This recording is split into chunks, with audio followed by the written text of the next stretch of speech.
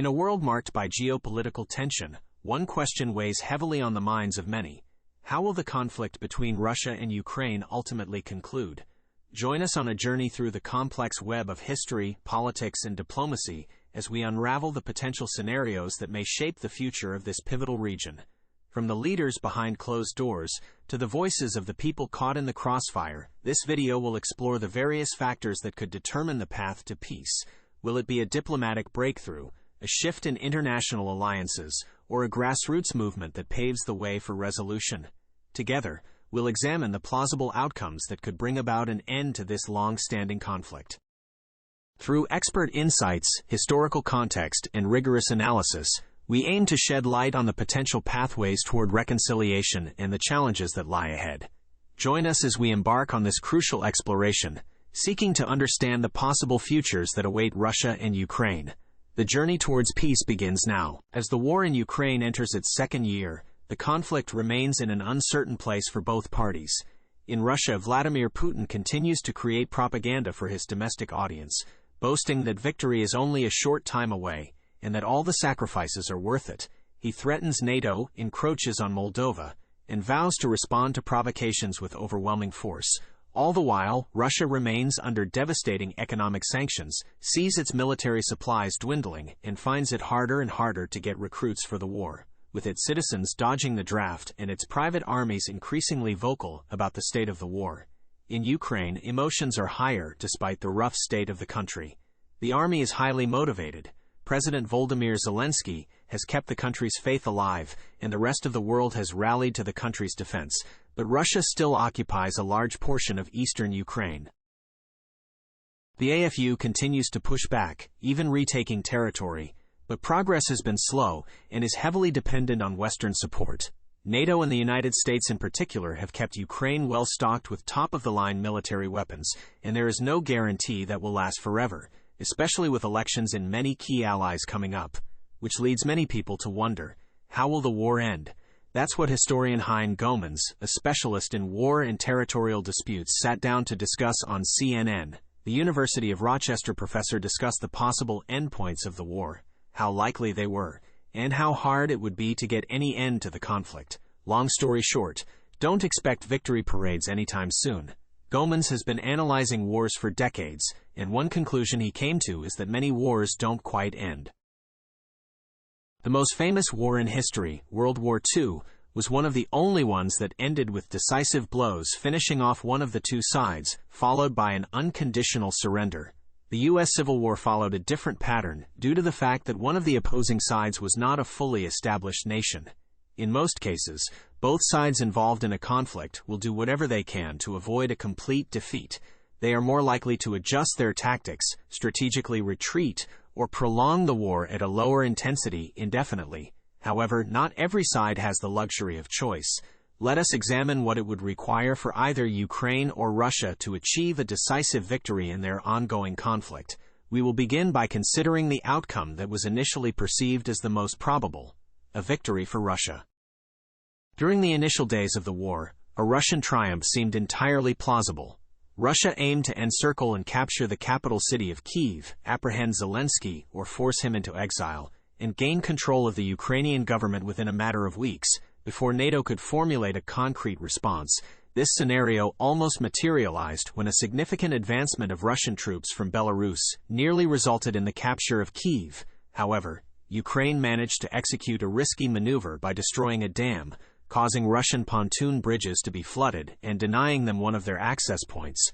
Subsequently, the conflict evolved into a war of attrition, with Ukraine gradually gaining the upper hand due to the support of NATO. Nevertheless, Putin has not relinquished his ambitions.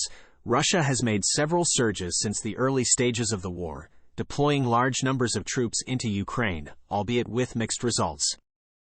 While they have managed to capture certain cities such as the mining towns of Soledar, most of the areas affected by bombings are already under Russian control in eastern Ukraine. Furthermore, Russia lacks the necessary military and manpower resources to overrun Ukraine entirely. Consequently, for Russia to achieve the total victory that Putin has promised, significant changes must occur on the ground. However, all of the available options present serious challenges. Since the commencement of the war, Putin has repeatedly threatened to employ nuclear weapons if NATO does not withdraw and allow Russia to annex Ukraine. The more dovish governments in the alliance are being targeted with threats to disengage, but this tactic appears to be ineffective for a number of reasons. Firstly, it is widely believed that Putin or his generals would not be foolish enough to launch a direct attack on NATO. Any nuclear attacks would likely be tactical and aimed at Ukraine, which would only strengthen the resolve of Ukraine's allies. Additionally, there is uncertainty surrounding the functionality of Russia's nuclear arsenal, as many of the weapons are old and have not been well maintained. While Russia's lack of allies has been a significant challenge in the conflict, China has emerged as a critical partner. As one of Russia's largest trading partners, China has provided supplies and support and has aligned itself with Russia in opposition to the U.S. Analysts suggest that China's support for Russia in the war is aimed at paving the way for its future conquests, particularly against Taiwan. However, China has been hesitant to provide lethal aid to Russia, possibly due to fears of secondary sanctions from the West and concerns about doing business with a losing side. China may be waiting for evidence of Russia's ability to win the war before getting more involved, as the consequences of backing a failed war could be greater than the benefits of backing a successful one. Russia would need to gain allies and get closer to the capital to destabilize the Kyiv government, but lacks the necessary weapons for a massive offensive. Only China can likely provide these weapons, but may need to be convinced of Russia's ability to win before taking the risk. The possibility of Putin achieving a definitive victory in Ukraine is slim, as several challenging factors would need to align favorably. Firstly, he would require substantial support from China in terms of weaponry. Additionally, the coordinated attacks from Belarus and Moldova would need to be remarkably successful in catching Ukraine and its NATO weaponry off guard. The ultimate objective would be to invade Kyiv, either capturing Zelensky or forcing him into exile, and establishing a puppet regime willing to surrender. To deter further intervention from NATO, Putin would employ a series of aggressive threats. While this course of action is unlikely to trigger a larger conflict, it remains highly improbable that Russia could successfully execute it. Alternatively, when the war initially commenced, there was a prevailing sense of fatalism, with analysts asserting that Ukraine had no means to resist. The primary focus was on evacuating civilians and persuading Zelensky to continue the fight from exile. However, as time progressed, the tide began to turn, prompting the question of whether Ukraine could actually emerge victorious. The answer appears to be affirmative, albeit with considerable challenges.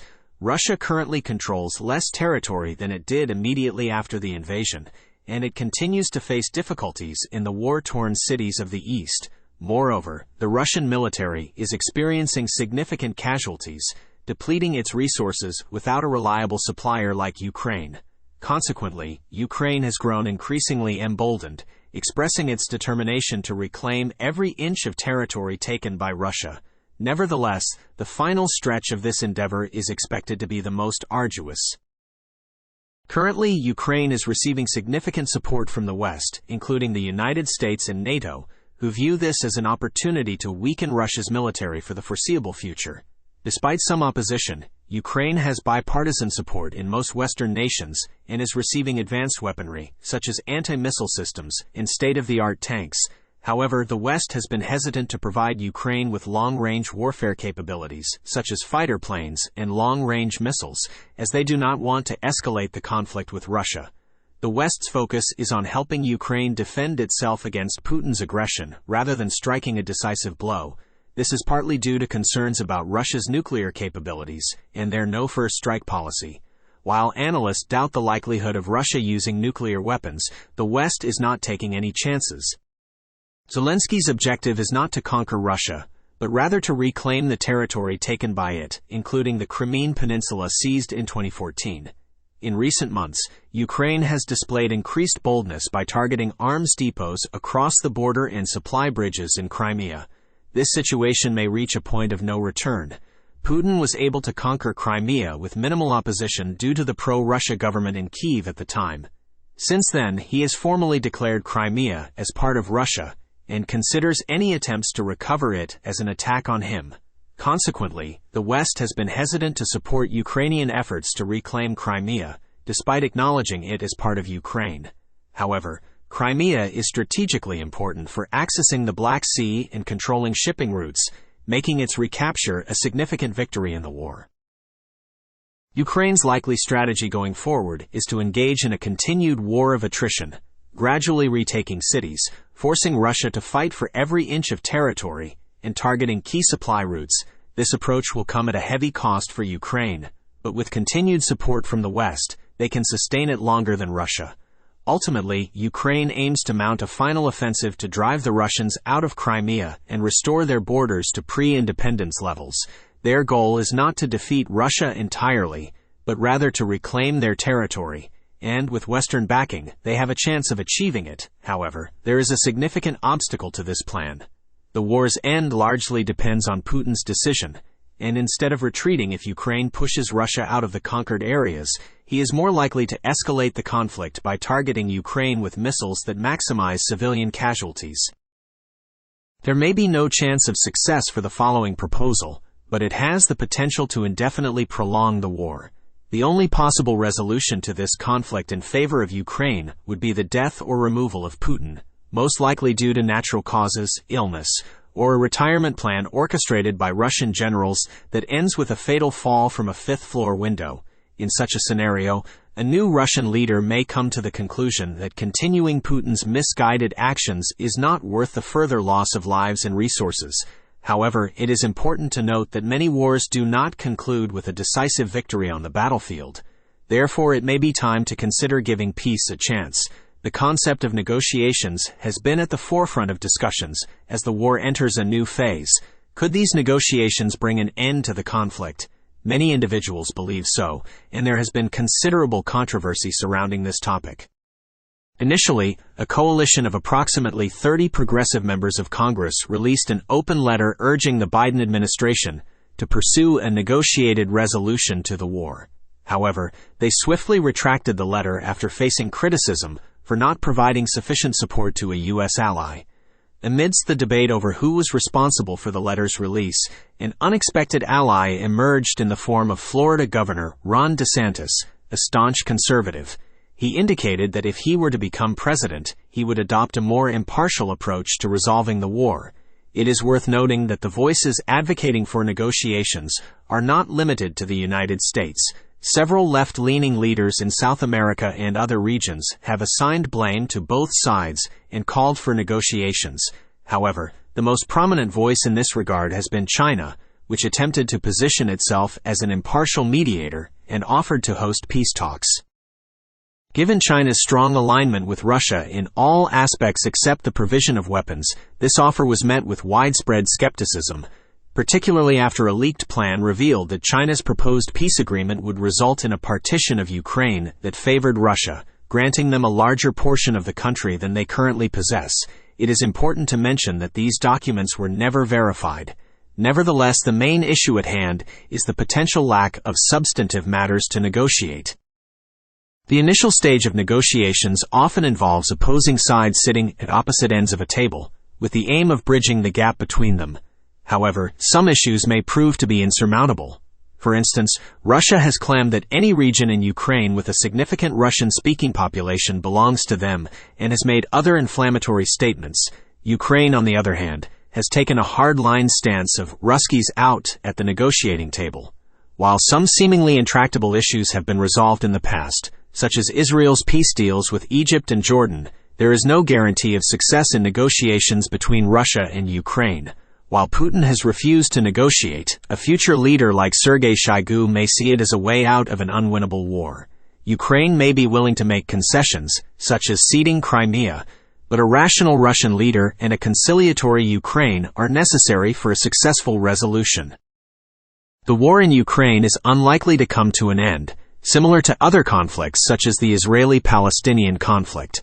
A notable example of this is the Korean Peninsula, where South Korea and North Korea have been engaged in a prolonged state of conflict for over 7 decades, separated by a heavily guarded DMZ and occasional violent clashes. The situation between Russia and Ukraine may follow a similar path, with neither side being able to deliver a decisive blow against the other. The key factor in determining the outcome lies in Russia's actions. Does Russia still harbor ambitions of conquering Kyiv, The probability suggests yes, although it is becoming increasingly difficult to achieve. On the other hand, Ukraine is equally determined to reclaim all of its territory, but this objective may become more challenging as they advance into regions like the Donbass, which Russia claims to have annexed. With Putin's military weakening and public support dwindling, and no means of replenishing either, it is likely that he is anxiously seeking a way out of this self-imposed quagmire. This implies that he may be searching for an exit strategy, the only question being where he will choose to establish it. One possibility is that Putin could declare victory at some point, reinforce his forces in the areas he currently controls, and halt attacks in the rest of Ukraine. However, it is probable that he would issue severe threats regarding the consequences of breaching his new border. If certain concessions were made, such as the repatriation of Ukrainian children kidnapped by Russia back to Ukraine, there is a possibility that the Western world would exert pressure on Kyiv to accept this imperfect resolution to the war and move forward, reclaiming 80% of its original territory. However, Kyiv would likely perceive this as a precursor to another Russian attack, which is why they would seek to join NATO as a means of ensuring future protection. Consequently, the current occupied areas would become entrenched conflict zones, with both sides claiming victory, Russia asserting control over its conquered territory, and Ukraine defending its sovereignty. While this may bring an end to the conflict, it is not without its complications. The areas under Russian control would become perpetual conflict zones, with a significant Ukrainian population living under Russian rule. Escalations and incursions from both sides would be frequent whenever hostilities resumed. The war in its previous form would conclude, but the battle would persist, potentially for an extended period, until there was a change in leadership in one or both countries. The conflict would transition from a hot war to a constant state of simmering tension, as Russia and Ukraine vied for advantages while attempting to avoid an all-out war that neither side could afford. Ultimately, this resolution would be messy and unsatisfactory for all parties involved, making it the most probable option. For further information on the current state of the conflict, consider reading Analyzing Russia's Massive Failures in the War Against Ukraine, or watching Why Putin Has a Huge Weapons Problem, to gain deeper insights into the concerns plaguing the Russian leader. Thank you so much for watching. I hope you found this video as enjoyable and informative as I did making it for you. If you want to be part of our community and never miss out on more great content like this, there's one simple thing you can do. Please hit that subscribe button below. It really means the world to us. By subscribing, you'll be the first to know about our latest videos and join a community of fellow enthusiasts who share your interests.